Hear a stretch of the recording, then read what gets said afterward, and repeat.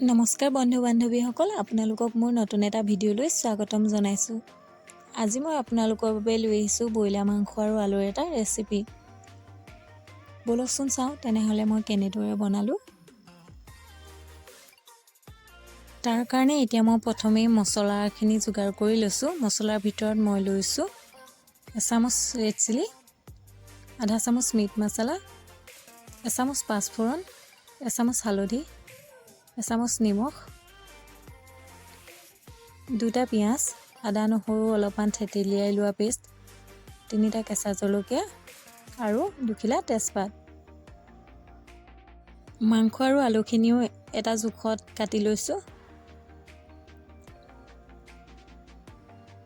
এতিয়া এখন কেৰাহীত অলপমান মিঠাতেল দি দিছোঁ। তেলখিনি গৰম হৈ অহাত প্ৰথমে মই দি দিছোঁ পাঁচফোৰণকেইটা, কেঁচা জলকীয়াকেইটা আৰু তেজপাত কেইখিলা। তাৰপিছত ইয়াত দিছোঁ পিঁয়াজখিনি অলপমান লৰাই দিয়ে ইয়াত দি দিছোঁ আদা নহৰু থেতেলিয়াই লোৱা অলপমান পেষ্ট।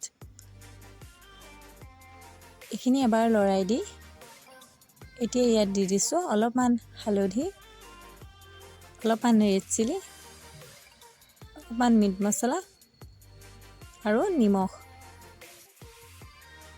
মছলাখিনি ভালদৰে সিজি অহাত মই এতিয়া ইয়াত দি দিছোঁ মাংসখিনি।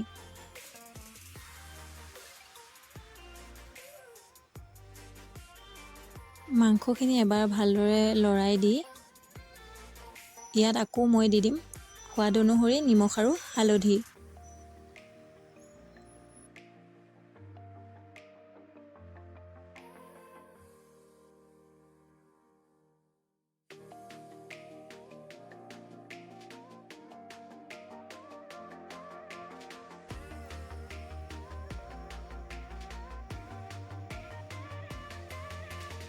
মাংসখিনি যাতে তলৰ পৰা লাগি নধৰে তাৰ কাৰণে লৰাই থাকিব লাগিব।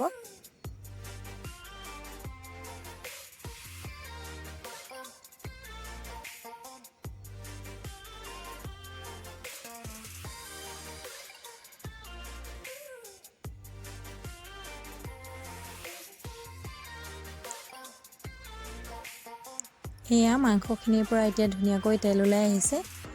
এতিয়া মই ইয়াত দি দিম কাটি থোৱা আলুখিনি।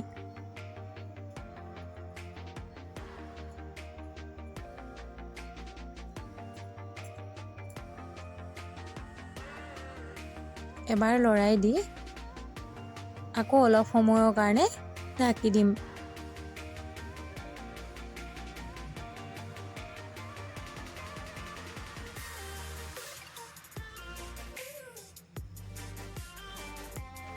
এতিয়া মাংস আৰু আলুখিনিৰ পৰা অলপমান পানী ওলাই আহিছে।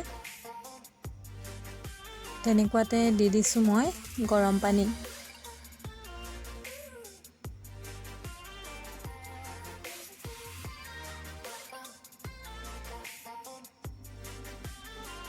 গৰম পানীখিনি দি ধুনীয়াকৈ উতল অহালৈকে ঢাকি দিম।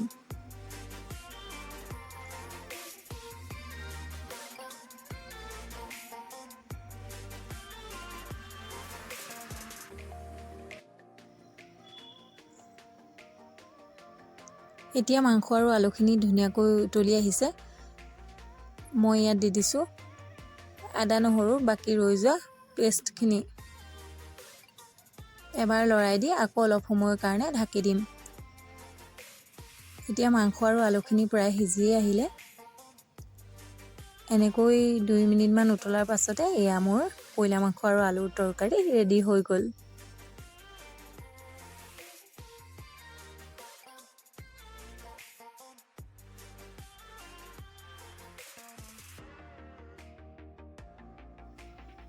আজিৰ ভিডিঅ'টো ইমানেই আছিল। যদি আপোনালোকৰ ভাল লাগিলে তেনেহ'লে লাইক কৰিব, কমেণ্ট কৰিব, শ্বেয়াৰ কৰিব আৰু নতুনকৈ অহাসকলে প্লিজ মোৰ চেনেলটো ছাবস্ক্ৰাইব কৰি থ'ব। ভিডিঅ'টো শেষলৈকে চোৱাৰ বাবে সকলোকে অশেষ ধন্যবাদ। আকৌ লগ পাম নতুন ৰেচিপিৰ সৈতে। তেতিয়ালৈকে সকলোকে বাই বাই।